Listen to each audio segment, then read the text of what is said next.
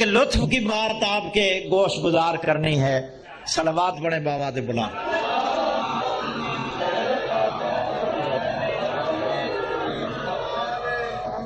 یہ میرے سامنے صلاۃ مسعودی ہے.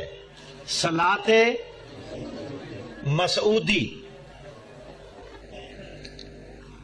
اور علامہ مسعود بن محمود بن یوسف سمرقندی 7ویں ہجری کے علماء آناف میں سے ہیں، حنفی علماء میں سے ان کا شمار ہے. یہ لکھتے ہیں نماز کے بارے میں کہ ابتداء اسلام میں نماز کس طرح پڑھی جاتی تھی. یہ ان کی کتاب ہے. اس میں یہ لکھتے ہیں کہ در ابتداء اسلام ابو بکر صدیق رضی اللہ عنہ در نماز دست بر سینہ نہادے. حضرت ابو بکر نماز میں ہاتھ سینہ پر رکھ کر پڑھتے تھے. وَبَدِلْ مناجات کر دے خدا بندہ سینہ مرا از کینہ پاک گردان. بارلا میرا سینہ کینہ سے پاک فرما. اس لیے وہ ہاتھ سینہ پر رکھتے تھے.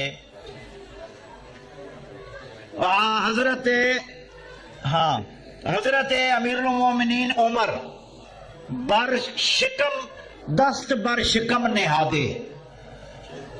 مولا یعنی حضرت عمر بن خطاب سینے پہ پیٹ پہ ہاتھ رکھتے تھے. وَبَدِلْ مناجات کر دے کہ خدا بندہ باطن مرا از حرام نگاہ دار. میرے اللہ مجھے حرام کھانے سے بچا. لہذا وہ پیٹ پہ ہاتھ رکھ کر نماز پڑھتے تھے. وامیر المومنین عثمان رضی اللہ عنہ دست بر فرج نہادے. وہ شرمگاہ پہ ہاتھ رکھ کر نماز پڑھتے تھے نیچے تھوڑا. وہ نیت و آبودے کہ بار خدایا با فرج مرا از حرام نگاہ دار. بارلا مجھے یہ حرام کاری سے بچا. اگلی بات سننے والی ہے جس کے لیے میں نے یہ پوری عبارت پڑھی ہے.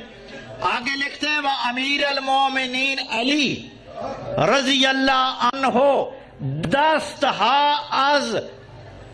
دستہا آزاد داشتے. علی ہاتھ کھول کر نماز.